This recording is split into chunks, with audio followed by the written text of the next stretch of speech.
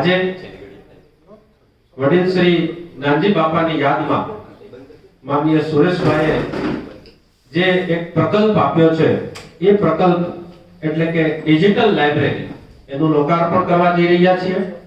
એની સાથે સાથે જ મુક્તધારા ફાઉન્ડેશન અને વાચન વલણું વિવિધ પ્રકારના ઘણા બધા પ્રકલ્પો ચલાવે છે. એમાં એક ડિજિટલ લાઇબ્રેરીની સાથે સાથે એક ઓનલાઈન બુક ટોક નો પ્રકલ્પ પણ શરૂ થવા જઈ રહ્યો છે, એની પણ વાત કરવાની છે. અને આજે પુસ્તક પરિચયની અંદર માનનીય પટિયા સાહેબ આપણને દિવ્ય ભાગવત સત્યમ પરમ ધીમહિ વિષય ઉપર વાત કરશે. તો આવા વિવિધ કાર્યક્રમનું દિવ્ય પ્રાગટ્ય દ્વારા ઉદ્ઘાટિત કરવા માટે સૌ મંચસ્થ મહાનુભાવોને વીસી ડોક્ટર પ્રતાપસિંહ ચૌહાણ સાહેબ, શ્રી સુરેશભાઈ વેકરિયા સાહેબ, વાળા સાહેબ તથા ડોક્ટર દિનેશભાઈ પડિયા સાહેબ, આપ સૌને વિનંતી છે કે આપ પધારો અને દીપ પ્રાગટ્ય દ્વારા કાર્યક્રમને ખુલ્લો મૂકો.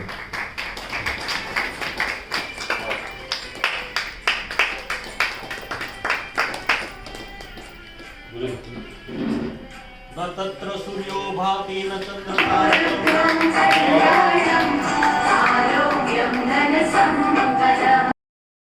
પણ આપણા સદભાગ્ય છે કે નાનજી બાપા જેવા એક અદ્ભુત શિક્ષણકાર આવી સરસ સંસ્થા અહીંયા મૂકી રહ્યા છે. અમારા પુસ્તકને એને 1,51,000 રૂપિયા આપીને આ અમારી સંસ્થાના પુસ્તકોનું અને ખાસ કરીને કેરિયર વાળા કારકિર્દી લક્ષી પુસ્તકોનું ડિજિટલાઇઝેશન કરવા અમને પૈસા આપ્યા છે. એનું આજે ઉદ્ઘાટન છે. પુસ્તક પરબ મોતીબાગની અંદર ઓડિટોરિયમના ઓટલા ઉપર અહીંયા અમારા અત્યારે બધા જ સ્વયંસેવકો હાજર છે. સવારે જાતે વાળવાનું, પુસ્તકો ગોઠવવાના અને દર 15 દિવસે રવિવારે સવારે 7:30 થી 9:30 અમે ત્યાં બેસીએ છીએ અને ફ્રીમાં કોઈ પણ પ્રકારની ડિપોઝિટ વિના માત્ર તમારો મોબાઈલ નંબર અને નામ લખી અને પુસ્તકો આપીએ છીએ. પહેલું આ ચાલુ કર્યું. ત્યારબાદ પૂજ્ય બાપુએ આપણા ભૂતપૂર્વ એસપી જૂનાગઢના જે મહેતા સાહેબ છે એમને આ વિચાર વ્યક્ત કર્યો અને બાપુએ એક વાન આપ્યું અને ફરતું પુસ્તકાલય ચાલુ કર્યું છે, જે જુદી જુદી આસપાસના વિસ્તારોની સ્કૂલોમાં અને બધી જગ્યાએ જાય છે. તો આ ફરતું પુસ્તકાલય બીજો પ્રકલ્પ ચાલુ કર્યો છે. ત્રીજો પ્રકલ્પ પ્રશ્ન એ આવ્યો કે ઘણા બધા એવા વડીલો કે જેને આપણે જાણીએ છીએ, સમાજમાં આપણી સાથે હોય, એને કહીએ કે ભાઈ તમે કેમ આમાં જોડાતા નથી? તો કે હવે બહુ વાંચ્યું, એ જ્ઞાનને કરવું શું? એટલે ત્રણા સાહેબ અમે જે છે એ વિચાર્યું કે વાત સાચી છે, વાંચવાનું એટલે મૂકી દે છે કે એને ક્યાંય એક્સપ્રેસ કરવા નથી મળતું. આજનો જે પ્રકલ્પ છે પુસ્તક પરિચયનો, એ આના મોટિવેશન માટે જે છે એ શરૂ કરવામાં આવ્યો કે ભાઈ એક વાંચેલા પુસ્તક વિશે થોડીક વાત કરો, એને એમાંથી એ પુસ્તક આગળ વાંચવાનું મન થશે. એટલે આ કર્યું. અને એની સાથે સાથે નાના બાળકો સ્કૂલોની અંદર જઈને અમે જે છે એ વિદ્યાર્થીઓને પુસ્તક આપ્યા ને એમને કીધું કે તમે વાંચો, વિડિયો બનાવો. સોશિયલ મીડિયા એને ચાલવાનું નથી. એટલે છોકરાઓ જે વાંચે એ બુક વિશે, એના થોડા પેજીસ વિશે વિડિયો બનાવીને શેર કરે. તો આવી રીતે એક્સપ્રેશન જે છે એ લઈ આવવાનો પણ પ્રયત્ન કર્યો. ત્યારબાદ ચાલુ થયું અમારું ગ્રંથાલય. મુક્તધારા ફાઉન્ડેશનનું વાંચન વલણું ગ્રંથાલય આ ચાલુ કર્યું. ગ્રંથાલય ચાલુ કરતી વખતે ફરી પાછો અમારી પાસે પ્રશ્ન આવ્યો કે પૈસા નથી લેવા. એટલે આ ગ્રંથાલયની અંદર કોઈ પણ પ્રકારની ડિપોઝિટ લેવામાં આવતી નથી. અને કેટલાક સભ્યોએ અને જ્ઞાની લોકોએ કીધું કે થોડું કંઈક લેવું જોઈએ, સાવ મફત ન કરો. એટલે 3 વર્ષની મેમ્બરશિપની ફી 100 રૂપિયા છે. 3 વર્ષની મેમ્બરશિપની ફી માત્ર 100 રૂપિયા છે. આજે પણ અમારા નિધિબેન છે એ કાર્યક્રમ પતે એટલે ફોર્મ લઈને બેસશે. કોઈને મેમ્બર થવું હોય તો તમે થઈ શકશો. અને આ જે ગ્રંથાલય છે એ વૈવિધ્યસભર 5,500 જેટલા પુસ્તકોથી ભરેલું છે. વૈવિધ્યસભર એટલા માટે સુરેશભાઈ કે સમાજમાંથી આવેલા પુસ્તક છે સાહેબ. મારા તમારા જેવા લોકો એ પુસ્તકો આપી ગયા છે જેણે પોતાના ઘરની અંદર બેસ્ટ પુસ્તકો વસાવ્યા હતા. હવે કદાચ આપણે સંસ્થા ચલાવીએ છીએ એટલે આપણે સાહેબ પસંદ કરવા જાય ને તોય આપણી મર્યાદા હોય. 2 કે 3 પબ્લિકેશન કે અમુક પ્રકારના પેલા એટલા પૂરતા જ આપણે પુસ્તકો આપણને જોવા મળે. પણ આ તો જાતના પુસ્તકો. કેટલાક પુસ્તકો મને યાદ આવ્યું કે હું વિદ્યાનગર ભણતો ત્યારે અમે શોધતા કે આ પુસ્તક અહીંયા મને મળ્યા. એટલા સરસ ઇંગ્લિશ પુસ્તકો, હિન્દી પુસ્તકો, ગુજરાતી પુસ્તકો, નવલકથાઓ. તો આટલા વૈવિધ્યસભર ગ્રંથાલય જે છે એ શરૂ થયું. અને એ ઉપરાંત ઘર બેઠા ગંગા GBG અમે નામ આપ્યું. વિદ્યાર્થીઓને અમે 10-10, 15-15 પુસ્તકો એને ત્યાં સ્કૂલે જઈને અમે આપ્યા. સ્કૂલે જઈને કે વાંચો, વંચાવો, ઘરે દાદા દાદી મમ્મી પપ્પા બધા વાંચી શકે એ પ્રકારનું. તો આવા પુસ્તકો અને આજે એની અંદર 2 પ્રકલ્પો બીજા આપણે શરૂ કરવા જઈ રહ્યા છીએ. આ તકે આપણી વચ્ચે જે ઉપસ્થિત છે એ મંચસ્થ મહાનુભાવોનું આપણે સ્વાગત કરશું. તો હું શ્રી LV જોશી સાહેબ, ગિરીશભાઈ મસરૂ સાહેબ તથા પ્રોફેસર ઉનડકટ સાહેબને વિનંતી કરીશ કે આવો આપ આપણા મુખ્ય અતિથિ ભક્ત કવિ નરસિંહ મહેતા યુનિવર્સિટીના vice chancellor professor doctor Pratapsinh ચૌહાણનું સ્વાગત કરો.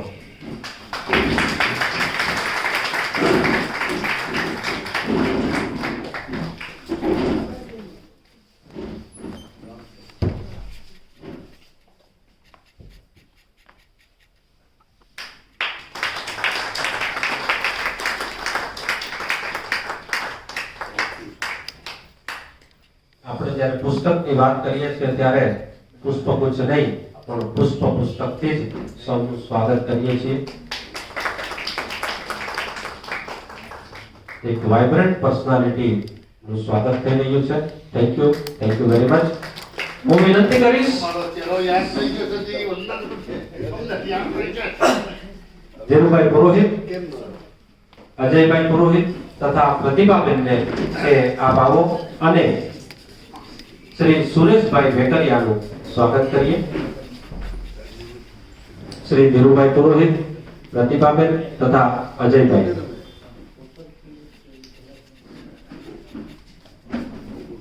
સુરેશભાઈ ની આખી જ વાત ધીરુભાઈએ સરસ રીતે કરી. નાનજી બાપા ની યાદમાં એમણે આટલો સરસ પ્રકલ્પ આગળ વધારવાનો વિચાર કર્યો ત્યારે એમનું વિશેષ સન્માન એક મોમેન્ટો દ્વારા પણ આપણે કરી રહ્યા છીએ. હું વિનંતી કરીશ મંચસ્થ સૌ મહાનુભાવોને કે સુરેશભાઈના આ સન્માનમાં જોડાય. કારણ કે સમાજમાં આપણે જોતા આવ્યા છીએ કે નવી જનરેશન નવું વિચારે છે, પણ પોતાના પિતાને એમની લાગણીને આગળ વધારવાનું સુરેશભાઈએ જે વિચાર્યું છે એના માટે ખરેખર વેકરિયા પરિવારને ખૂબ ખૂબ અભિનંદન આપણે આપવા છે. ધન્યવાદ. હું વિનંતી કરીશ ડોક્ટર વિરેન્દ્રભાઈ ભટ્ટ, ભાવેશભાઈ જાદવ તથા નિધિબેનને કે આપ આવો અને આપણા આજના મુખ્ય વક્તા અને વિદ્વાન ડોક્ટર દિનેશભાઈ પંડ્યાનું આપણે સન્માન કરીશું.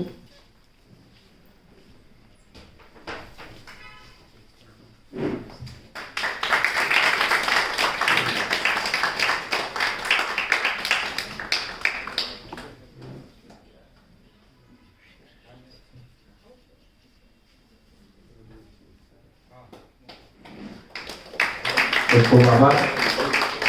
હું વિનંતી કરીશ જનકભાઈ પુરોહિત અને હર્ષાબેનને કે આપ પધારો અને માનનીય ત્રાડા સાહેબનું અભિવાદન કરશું.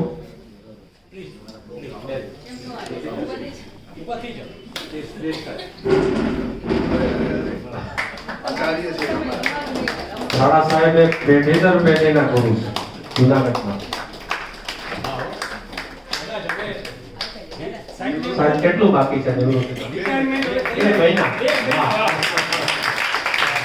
આપણે આ સાથે સાથે જ એમને એમના નિવૃત્તિ સમય માટે પણ એડવાન્સમાં શુભેચ્છા પાઠવીએ છીએ. Thank you Dada Saheb. ચોક્કસ active.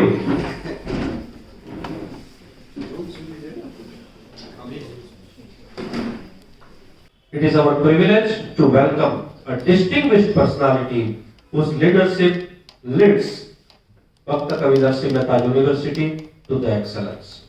So I request Dr. Pratapsinh Chauhan, the Vice Chancellor of PKNMU, to grace the occasion with his visionary words. Dr. Chauhan. આજના મંચ ઉપર બિરાજમાન અમારા સૌના વડીલ એવા નાનજીભાઈના સુપુત્ર એવા સુરેશભાઈ, સાથે સાથે એ મહાનુભાવો મારી સાથે બિરાજમાન છે, જેમની આજે દિવ્ય વાણી તમારે સાંભળવાની છે એવા દિનેશભાઈ પંડ્યા સાહેબ અને મારા કોલેજ કાળના મિત્ર કે જેની અમારી મિત્રતાને પણ 40 વર્ષ થઈ ગયા. એટલે આ એક અનુબંધન છે કે તમે તમારા સંબંધોને રિટેન, આ કળિયુગ છે. આમ તો કળિયુગની અંદર શું સ્વાર્થવાળી દુનિયા છે અને એની અંદર 40 વર્ષ 45 વર્ષ સુધી કોઈ અણબનાવ વગર, કારણ કે અમે તો બધા જાહેર જીવનના માણસો છે, પણ એની અંદર પણ મારી સાથે 1985 થી 2026 એટલે 41નું વર્ષ કબડ્ડી રમતા તો એકબીજાના પગ પકડતા તો પછી નથી પકડ્યા. રમતનો ભાગ જુદો છે અને જીવનનો ભાગ જુદો છે. એવા ઘણા બધા મિત્રો મારા છે. કોઈની યારે 20 વર્ષ, આ મુનશીજી બેઠા છે તો 20-25 વર્ષના સંબંધો, રૂડાણીજી બેઠા તો એમનો મોટો સંબંધ મારો. અહીંયા એવા નટકટ સાહેબ બેઠા હતા તો ઘણા વર્ષ સાથે એમની સાથે મેં નાનો હતો ત્યારે કામ કર્યું. એવા વચગાળામાં કામ કર્યું અને હવે અમે ધીરે ધીરે નિવૃત્ત થઈ રહ્યા છે. નિવૃત્ત પછી પ્રવૃત્ત રહેવું એ ઈશ્વરની કૃપા હોય તો થાય, નકર તમે ના થઈ શકો.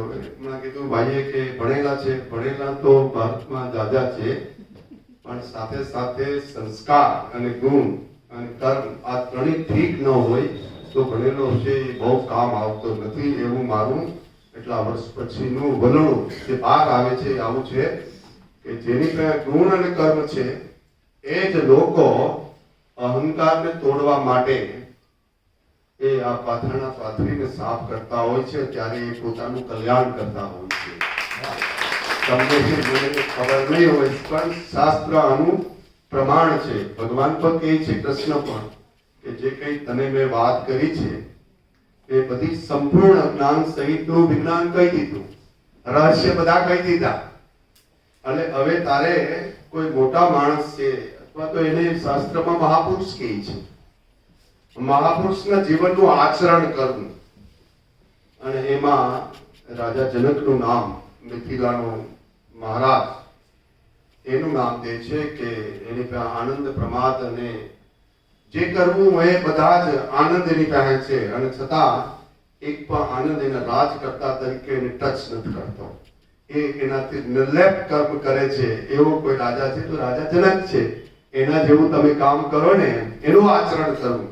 એમ તમારું જોઈને બહેનું કદાચ એવું બની શકે કે આવતી પેઢી, અને જ્યારે કોઈ પ્રકલ્પ આપણે લઈએ છે ત્યારે ભારતની તાસીર છે કે શરૂઆતને તબક્કે લોકો તમને ગાંડા પર ગણે. હજી તો એ નહીં કીધા હોય તો સારું કહેવાય. નકે કે ગાંડા લોકો આજ રવિવારે ભેગા થવાના છે, શું શું આપણા વિશે બોલશે, તો તમારે સમજવું જેટલું ખરાબ બોલે છે એવું તમારે સમજવું કે તમે શુદ્ધ થઈ રહ્યા છો. જ્યાં ભાવનું હોવું કંઈક મેળો હશે અને એના માટે એને નિમિત્ત બનાવ્યા છે અને એ નિમિત્ત બનીને તમને શુદ્ધ કરી રહ્યા છે. તમારે રાજી થવાનું ને પાછી ભગવાનને પ્રાર્થના કરવી કે ભગવાન એને સદબુદ્ધિ આપજે, એનું કલ્યાણ કરજે. અને તમે કોઈ નવું કર્મ ન પાછું કરી જાઓ. અને એ ન કર્મ કરવું એ જ જાગૃતતા છે. જે જાગે છે મનુષ્ય એ જ એનું કલ્યાણ કરવા માટેનો સક્ષમ માણસ છે. ભગવાન 7મા અધ્યાયમાં ક્યાંક એક જગ્યાએ કહે છે કે આ પુરુષમાં, જીવમાં જે બળ દેખાય છે એ બળ મારું છે. એમ એ વિભૂતિ યોગમાં બધી વાતો કરતા કરતા આમાંય કરે કે આ બળ મારું. પણ કયું બળ? એને ડિફાઇન કરે છે શાસ્ત્રમાં કે કામના અને આસક્તિ રહિતનું જે બળ છે એ મારું સ્વરૂપ છે. હવે આ તમે જો નહીં સમજો, કામના એટલે કે તમે માનો કે હું કુલપતિ મારું જ ઉદાહરણ આપું ને, બીજા કોઈ ખાડા સાહેબ નું આપું તો નારાજ થઈ જાય છે, કારણ કે શાસ્ત્ર વાંચતા હોય નારાજ થાય બધું. એટલે હું મારું ઉદાહરણ આપું કે હું કુલપતિની વ્યવસ્થામાં છું. શું છું? વ્યવસ્થામાં છું. અને એની અંદર જે કંઈ કામ કરી રહ્યો છું ત્યારે મારે દુર્ભાવ સાથે નહીં કરવું જોઈએ, મારે સદભાવ સાથે કરવું જોઈએ. અને સદભાવ એટલે શું?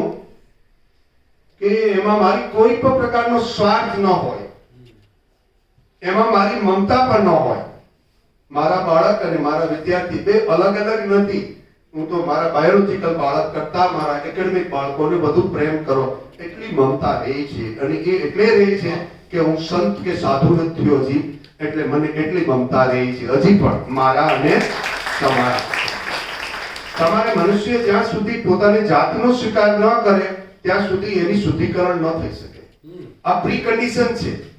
જ્યારે માણસ પોતાની જાતે સ્વીકારે કે મને મમતા ને મોહ એટલા પૂરતો છે, એને મારે કાઢવો છે, એના માટે જાગી જવું, ધીરે ધીરે ધીરે ધીરે તમે શુદ્ધ કર્મ કરવા માંડો, તમારા ગુણ અને કર્મ ઠીક થવા માંડે, તો તમારી ગતિ અને વૃત્તિ પણ ઠીક જ થાય. જેની બે એ ઠીક હોય, એની પ્રકૃતિ એ જ્યાં ભવની અંદર પારખ લઈને તમે આવ્યા છે અને પુરુષાર્થનું તમારે કામ કરવાનું છે.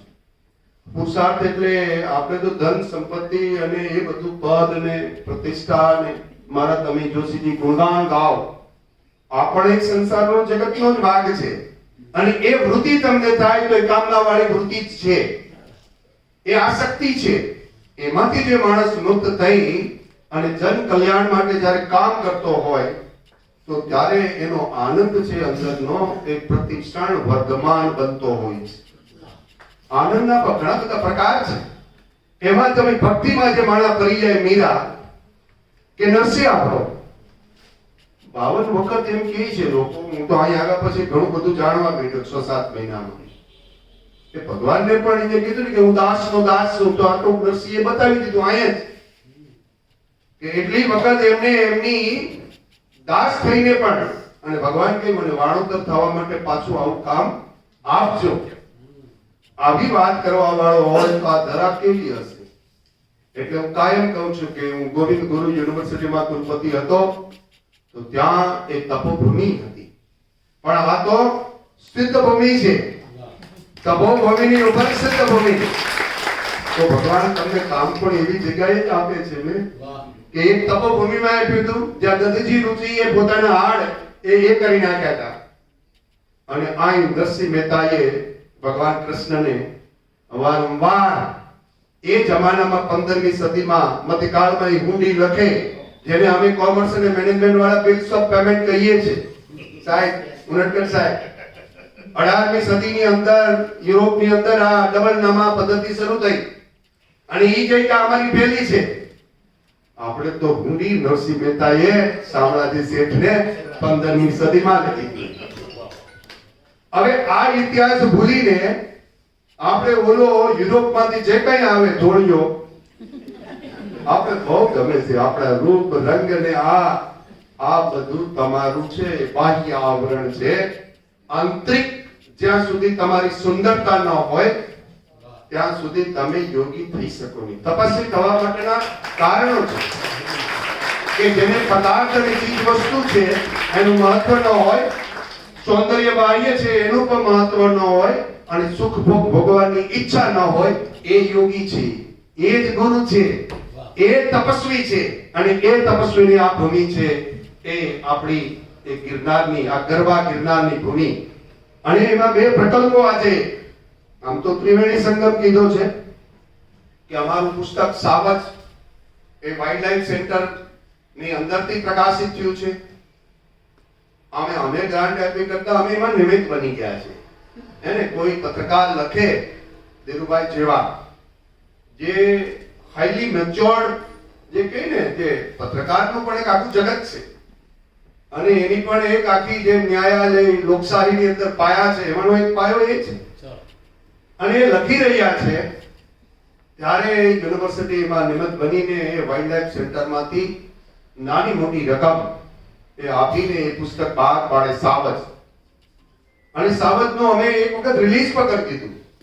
અમારે ત્યાં દબદબાભર કોન્ફરન્સની અંદર આખા ગુજરાતના લોકો 250-300 લોકો આવ્યા અને એની વચમાં એને રિલીઝ પણ કરી. આજે એ પુસ્તકનો પરિચય પણ, અને સાથે સાથે અમારા નાનજીભાઈ, એના વિશે હું શું બોલું કે આ કેમ્પસમાં હું 87 થી લઈ અને અત્યાર સુધી એ જ્યાં સુધી ગામમાં ન ગયા ત્યાં સુધી એની સાથે કોઈ અકબંધ એવું રહ્યો હોય તો એની સાથે હું સતત એની સેવામાં અને આવું એટલે ગાંઠિયા એ દોશી સાહેબ હતા તો દોશી સાહેબ ખવડાવતા, મોદી સાહેબ હતા તો મોદી સાહેબ કરતા. માણસો બદલાણા પણ નાનજીભાઈ શું થઈ ગયું. અને એને લડાઈ પર લડી આ સંસ્થાને સંવર્ધન કરવા માટે, આનું રક્ષણ કરવા માટે જ્યારે લડાઈ લડવાની જરૂરિયાત પડી ત્યારે માણસોએ તમારી સાથે લડાઈ પર લડી.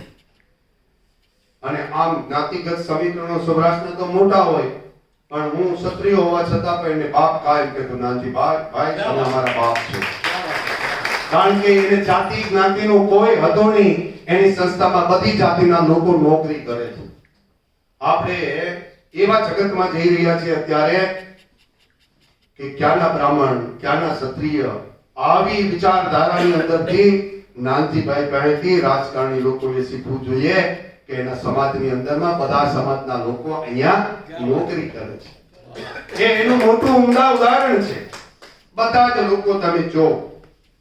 અને આવા માણસના નામ સાથે સુરજભાઈએ પૈસા થોડા ઘણા આપ્યા હશે, 1,51,000 એટલે આજના સમાજમાં તો બહુ મોટી મૂડી. પણ એની ઈચ્છા શક્તિ થઈ, એના ફાધરનો વારસો. સાહેબ મોટો માણસ હોય ને એના બાળકોના માટે સૌથી મોટી સમસ્યા કઈ તમને ખબર? કે એના વારસાને જાળવી રાખવો અને અપકીર્તિ ન થાય. અને અપકીર્તિ ન થાય એની પીડા એ મૃત્યુ કરતા મોટી છે.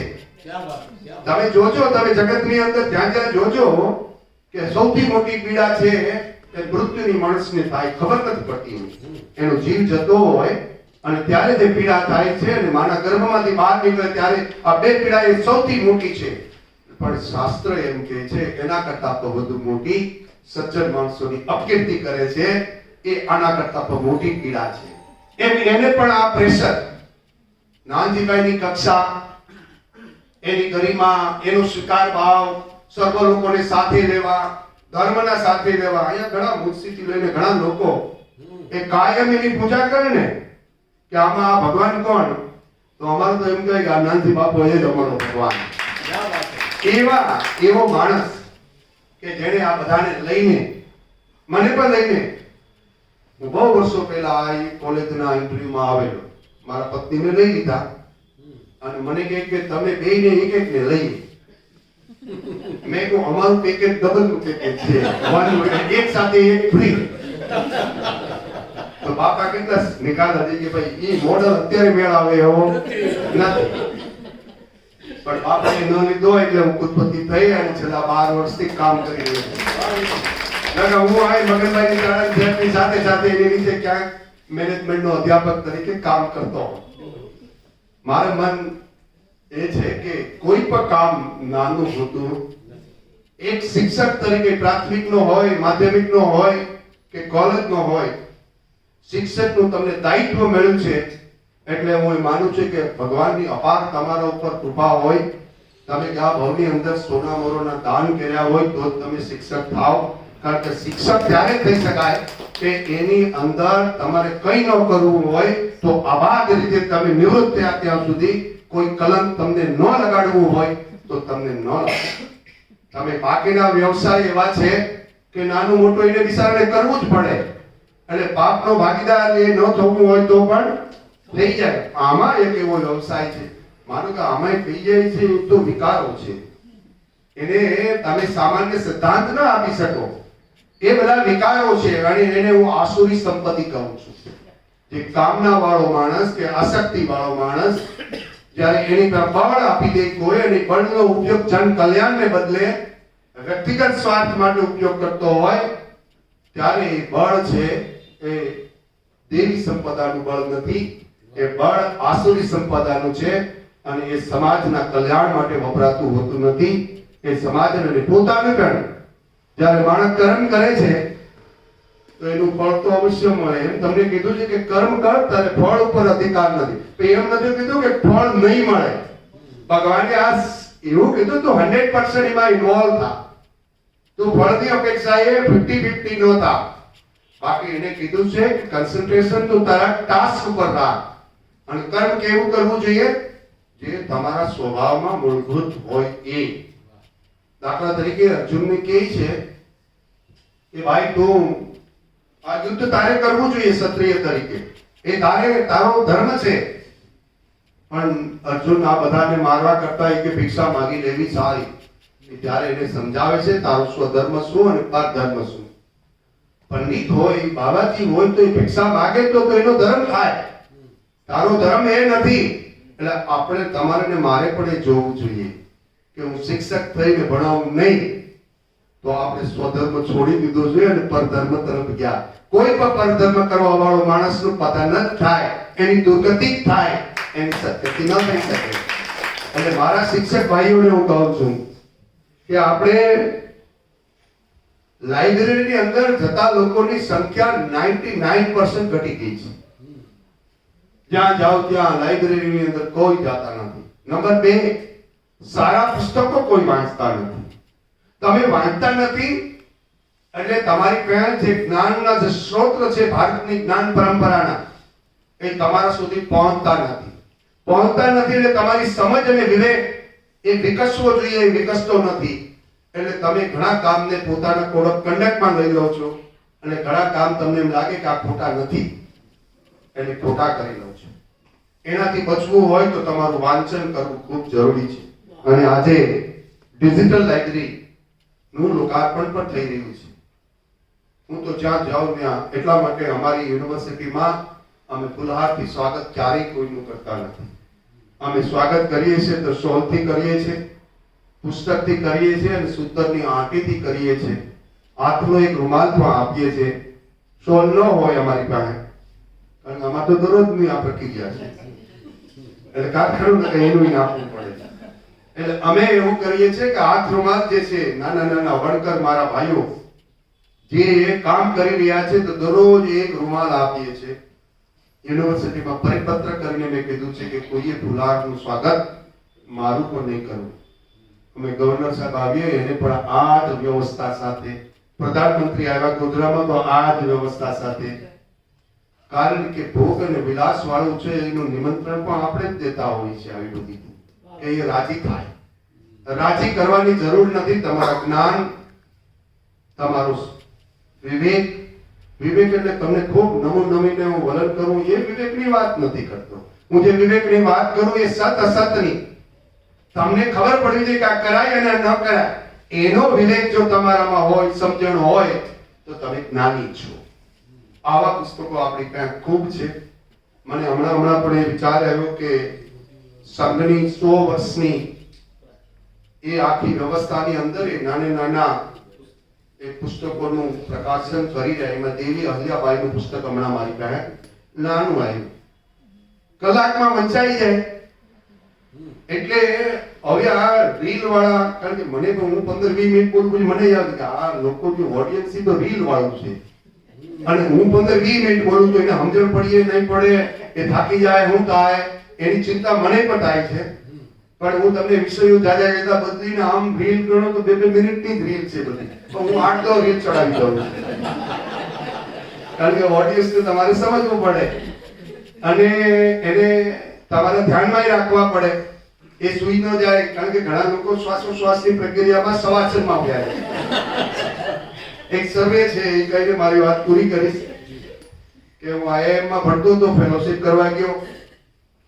પછી ત્યાં અમારા બધાને આવા ટેસ્ટ કરતા હતા તો કે ભાઈ ટીચર આવે ક્લાસમાં અને IIM ના ક્લાસમાં ભણાવતો કોઈ પ્રકારના ભારતના એનો સર્વે કરો.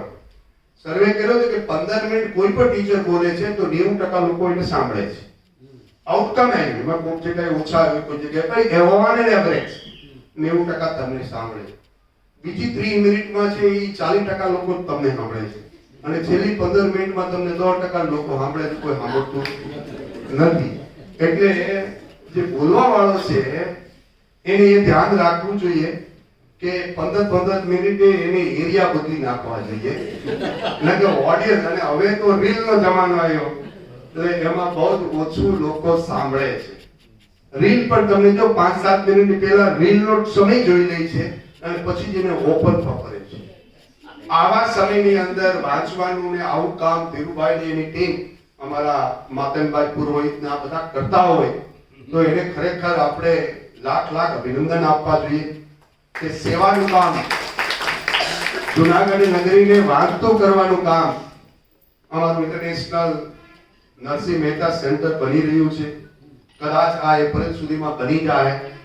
અમે પણ એ તરફની ગતિ કરશું કે નરસિંહ મહેતાના જે આધ્યાત્મિક જ્ઞાન સાથે વિજ્ઞાનની વાતો એણે કરી છે 15મી સદીમાં કે અનંત કોટી બ્રહ્માંડ છે, આ જીવો છે તો આખા બધામાં છે, એનું બીજ હું જ છું. અને એ વાત નરસિંહે તો ઘણા સમય પહેલા કરી.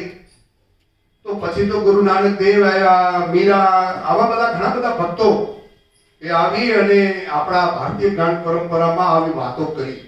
એ વાતોને આપણે ક્યાં લખાવીએ, વંચાવીએ, એની વાર્તાલાપ થાય. સાવજની પણ વાત એવી જ છે કે સોરઠની આ દરા છે, આમ આખો દરિયા કાંઠો લઈ અને ધારીથી આ લઈને એમાં એના કેટલાય બધા અનકવર્ડ જેને આપણે કહીએ એવા રહસ્યોવાળી વાતો એમને અમારા ઋષિરાજભાઈ અને ધીરુભાઈએ એમાં લખવાનો પ્રયત્ન કર્યો. એમાં ઘણા બધા લેખકો પણ છે. આ વાતો છે એને સમાજ સુધી પહોંચે અને જાગૃતિ આવે. એટલે આ વર્ષે અમે આ બજેટમાં 8-10 કરોડ CSR લેવાનો પ્રયત્ન મેં કર્યો છે કે સેન્સિટાઇઝ કરીએ અમે સમાજને કે હાવજ અને આપણે એ બે અલગ નથી, એનું સંવર્ધન કરવું. કારણ કે તમારી ભૂમિને હાવજે આખા એશિયામાં આ ભૂમિ પસંદ કરી છે. ધીરે ધીરે પ્રજાતિઓ ખલાસ થતી જાય છે અને ત્યારે મનુષ્ય એકલો સ્વાર્થી કામ કરે કે હું જ રહું, બાકીનું કોઈ નહીં, તો તમે પણ રહેવાના નથી. જેમ પતન એનું થઈ રહ્યું છે આજે આપણે કરી રહ્યા છે, હરી તમારું ને મારું પતન પણ આવી રીતે જ કરી શકે. આપણે બીજા જીવોની સાથે આપણે કેવી રીતે જીવીએ એનું જો તમારે સમજવું હોય તો આપણી પ્રકૃતિ સાથે તમે ને હું પ્રકૃતિ જે કરાવે એ બધું કરવું અને એની અંદર જીવનને પ્રકૃતિમાં જોવું ત્યારે ઈશ્વરને એમાં જોવો. પરા ને અપરા એ બે એનું સ્વરૂપ છે અને બે સ્વરૂપમાં હરિની ઈચ્છા સિવાય કંઈ થતું નથી. એનો સ્વીકાર કરીને દરેક વસ્તુમાં કોઈ ગાળો થઈ જાય તો અમૃતવાનું કે શુદ્ધ કરી રહ્યો એની પાસે જે હોય તે તમારે એની ચિંતા કરવાની જરૂર નથી.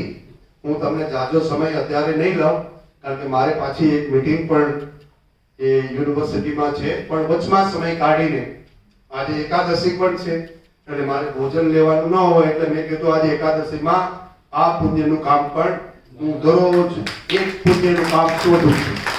જ્યાં જાઉં ત્યાં મારી વાત મૂકું. મારી વાત એટલે મને જે કઈ અનુભવ થયા છે એ વાત મારા યુવાન બાળકોને, મારી બહેનોને, મારી દીકરીઓને, મારા લોકોને હું મૂકું. અને હું ઘણા વર્ષ પછી સોરઠની ધરામાં પાછો ફેર્યો છું. આમ જતા જતા 80માં બહાર હોઈ ગયો અને 2025 સુધી 45 વર્ષ સુધી ગુજરાત અને મધ્ય ગુજરાત ને સાઉથ ગુજરાત ને નોકરીના દરેક સ્થળે હું ફેર્યો. જ્યાં ફેર્યો ત્યાં એની ધરતીને મેં પ્રેમ કર્યો. હું સાઉથ ગુજરાત ગયો તો ત્યાંય પ્રેમ કર્યો, મધ્ય ગુજરાત ગયો તો ત્યાંય પ્રેમ કર્યો અને હું ફરી પાછી મારી માતૃભૂમિમાં પાછો સોરઠની ધરામાં આવ્યો છું. ત્યારે હું આવી ગૌરવવાળી એકડી શૌર્યવાળી પ્રજાની વચમાં ઊભો છું અને પ્રજા કંઈ ન કરે ત્યારે હું કેટલો બધો ભક્તો હોઈશ કે એની મને અંદરથી જે પીડા થાય છે. એટલી બળવાન પ્રજા હોવા છતાં પણ ક્યાંક ને ક્યાંક સ્વાર્થની અંદર, ક્યાંક ને ક્યાંક કામનાની અંદર, આસક્તિની અંદર આનો વિકાસ સૌરાષ્ટ્રનો થવો જોઈએ. એ વિકાસ તમે દુનિયાના વિકાસની સાથે જોડો, ગુજરાતના વિકાસ સાથે જોડો તો આપણે ઘણા બધા પાછળ છે. એ પાછળનું જે કલંક છે એ 3 વર્ષમાં પૂરું કરી દઈએ તો જ સાચું. કારણ કે દુનિયા પાછી ઓર આગળ ભાગી જાય અને ત્યારે મારો સોરઠનો કોઈ શૌર્યવાળો બળવાન પુરુષ કે સ્ત્રી એ એમ ન કહે કે અમે રહી ગયા વંચિત. તો આ વંચિત, પીડિત અને શોષિત જે સમાજ છે એનું મેળું ભાગવું હોય તો આપણે બધાએ ભેગું થઈને કામ કરવું પડે. અને ભેગા થવા માટે ફક્ત કવિ નરસિંહ મહેતા યુનિવર્સિટી તૈયાર છે. હું તૈયાર છું. મારા શિક્ષક 2000 કોલેજે ખૂણે બેઠા છે. એને એક રૂપ થઈને તમારી સાથે તાદાત્મ્ય કરીને આપણે આ સમાજના ઉત્થાન માટે કેવી રીતે કામ કરી શકીએ એનો વિચાર આપણે બધા કરીએ. એટલું કહી મારી વાણીને વિરામ આપું છું. ભારત માતા કી જય. વંદે માતરમ. કે આપણે જે લોકાર્પણ કરવું છે ડિજિટલ લાઇબ્રેરીનું એ ડિજિટલ લાઇબ્રેરીના લોકાર્પણ માટે હું વિનંતી કરીશ હર્ષાબેનને અને ભાવેશભાઈને કે એ લેપટોપની અંદર અત્રે વ્યવસ્થા અમે કરી છે.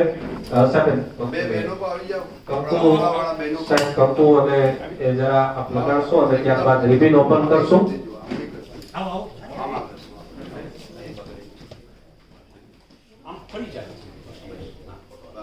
બહેનો પણ અને સુરેશભાઈ વેકરિયા તથા મંચસ્થ સૌ કરો. રિબિન ખોલી અને આપણે જે છે એનું આવો. એકદમ બધા લવલી સાથે સાથે લ્યો. ભાવેશભાઈને વિનંતી કરીશ કે ગાઈડ કરે ત્યાંથી એન્ટર કરવાનું છે. એન્ટર ક્યાં કરવાનું છે ભાવેશભાઈ? ટેકનિકલ ખામીને કારણે આપણે અહીંયા મોટી સ્ક્રીન ઉપર આ કાર્યક્રમ કરવાનો હતો પણ લેપટોપમાં આપણે એને ઓપન કરી રહ્યા છીએ. આ ડિજિટલ લાઇબ્રેરી જે છે એ ડિજિટલ લાઇબ્રેરીની વેબસાઇટનું અત્યારે લોન્ચિંગ થઈ ગયું છે અને એકવાર જોરદાર તાલીઓથી સ્વર્ગસ્થ નાનજી બાપાનો આત્મા આમ તો સાહેબે કીધું કે અહીંયા જ છે આ જ કોલેજમાં એ બાપા પણ આપણી વચ્ચે છે એમ માની અને આપણે ખૂબ ખૂબ ધન્યવાદ. Thank you very much.